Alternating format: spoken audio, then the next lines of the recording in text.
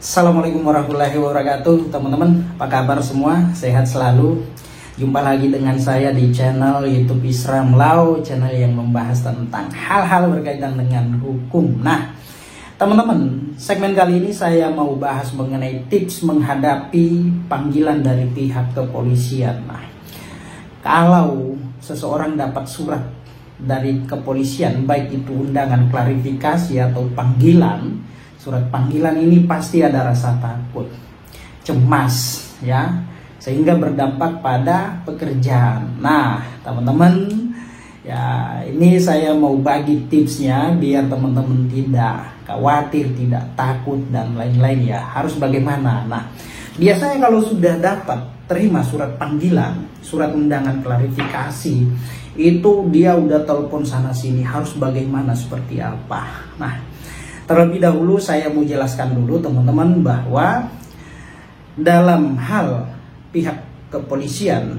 untuk mengungkap suatu peristiwa tindak pidana, maka terlebih dahulu dia akan melakukan upaya rangkaian penyelidikan dan penyidikan. Nah, rangkaian penyelidikan itu, ya, maka dia mengirimkan surat undangan klarifikasi terhadap orang yang diduga ada kaitannya atau mengetahui peristiwa yang telah dilaporkan oleh si pelapor atau korban, ya. Pertama, dia harus mengirimkan surat undangan klarifikasi. Nah, kalau Bapak Ibu menerima surat undangan klarifikasi, ya berarti, ya, perkara tersebut masih dalam tahap penyelidikan, teman-teman, ya. Upaya yang dilakukan oleh pihak kepolisian untuk menentukan, mencari tahu apakah materi yang dilaporkan oleh korban atau pelapor ini merupakan peristiwa pidana atau bukan. Nah, kalau bukan, maka perkara tersebut tidak akan dilanjutkan. Nah, namun jikalau, ya, dalam rangkaian penyelidikan telah ditemukan bukti-bukti bahwa peristiwa tersebut merupakan peristiwa tindak pidana, maka statusnya akan naik pada tahap penyidikan.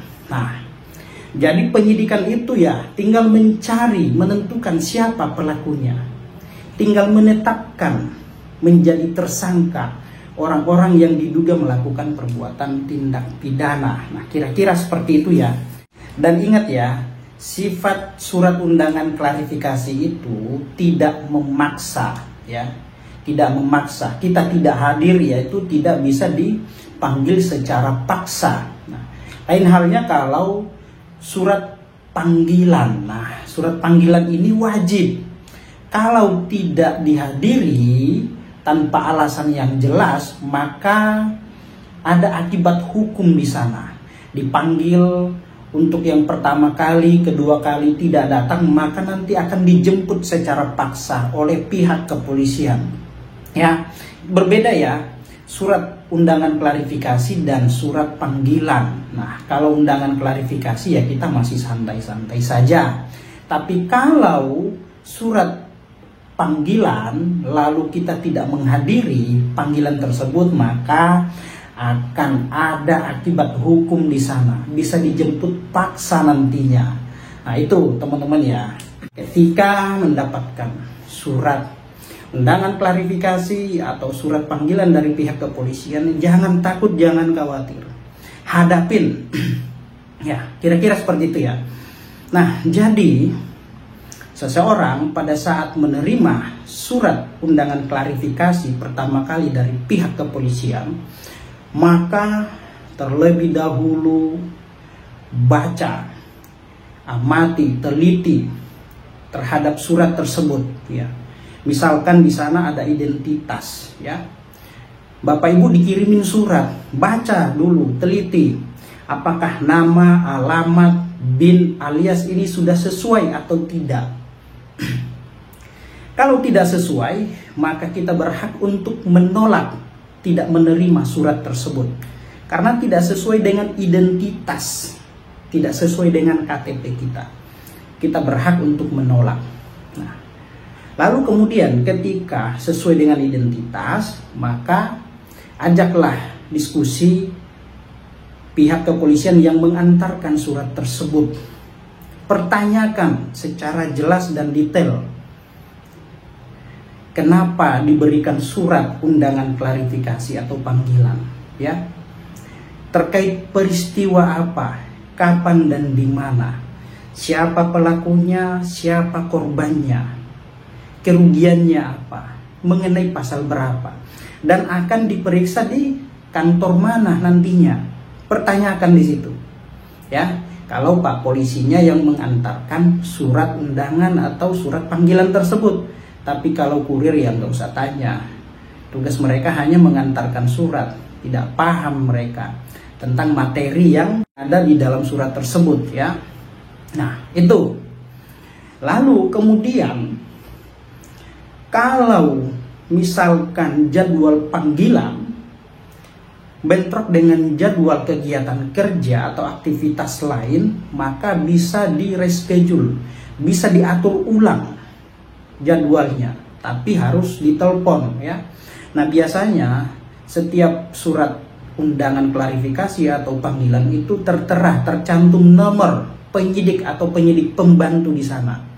Silakan hubungi, ya, untuk mengatur jadwal, mereschedule kembali tentang waktu pemeriksaannya. Nah, kalau kita tidak memberi informasi untuk perubahan jadwal, maka dianggap mangkir, ya. Maka dianggap mangkir, tidak kooperatif namanya.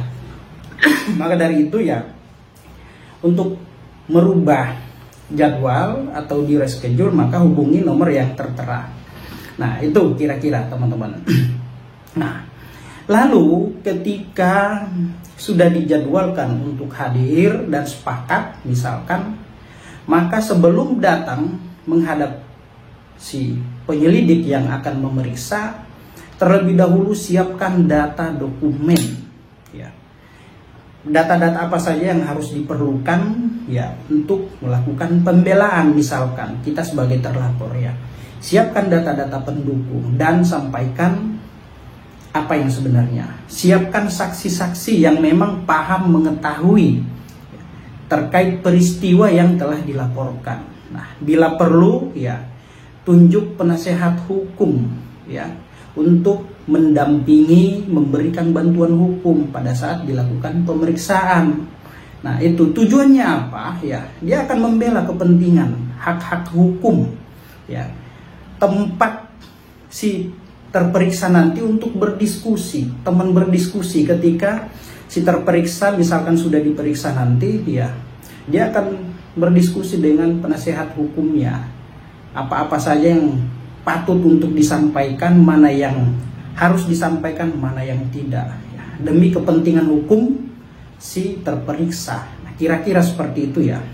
Nah, ingat, ya, jadi jangan takut, jangan khawatir, ya. Sampaikan apa yang sebenarnya, yang dilihat, dirasakan, didengar. Jangan mengada-ada, jangan membuat opini.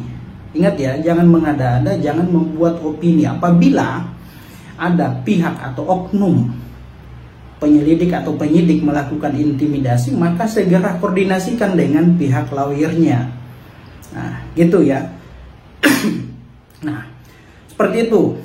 Jadi sampaikan apa yang dilihat, dialami, dirasakan, didengar.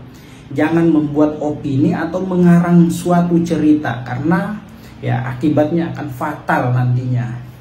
Dan ingat, ya, si terperiksa, baik itu kapasitasnya sebagai saksi maupun tersangka, dia punya hak ingkar, hak untuk tidak menjawab pertanyaan dari pihak kepolisian, penyidik, ya. Dia punya hak ingkar. Dia tidak boleh dipaksa untuk memberikan keterangan, ya. Tapi, ya, si terperiksa sampaikan apa yang dia alami, dia lihat, dia rasakan. Nah, kira-kira seperti itu. Dan jangan takut, jangan khawatir. Nah, lalu setelah dilakukan pemeriksaan atau kegiatan rangkaian pemeriksaan sudah selesai, ya, maka periksa kembali hasil keterangan atau berita acara pemeriksaan itu, ya, harus baca, diteliti kembali. Apabila ada yang keliru, maka sampaikan kepada penyelidiknya bahwasanya pada poin nomor sekian ini tidak sesuai apa yang saya sampaikan tadi. Kok jawabannya seperti ini? Nah, itu bisa dicoret, bisa diganti, minta diganti. Nah, itu. Jadi harus sesuai dengan apa yang kita sampaikan. Jangan sampai kemudian ya berita acara itu sudah dibuat lalu kita tidak periksa kembali. Nah, kalau bisa teliti, periksa kembali. Sesuatu yang tidak sesuai dengan fakta yang sebenarnya itu bisa dicoret ketika itu dituangkan di dalam berita acara. Minta diganti. Sampaikan ke penyidiknya bahwa apa yang saya sampaikan tadi tidak sesuai dengan apa yang telah ditulis, yang telah diketik. Nah, itu kira-kira. Nah, fungsinya penasihat hukum ya teman berdiskusi untuk mendampingi. Jangan sampai kita salah langkah, jangan sampai kita salah mengeluarkan kalimat. Nah, ini yang memang harus kita perhatikan. Nah, teman-teman, kira-kira seperti itu ya. Nah, jadi jangan takut, jangan khawatir ya. Itu tips-tips untuk menghadapi ketika mendapat panggilan dari pihak kepolisian ya. Nah, oke, teman-teman, ya mungkin itu yang bisa saya sampaikan. Semoga bermanfaat untuk kita semua. Jangan lupa ngopi ya. Oke, teman-teman, demikian. Salam keadilan.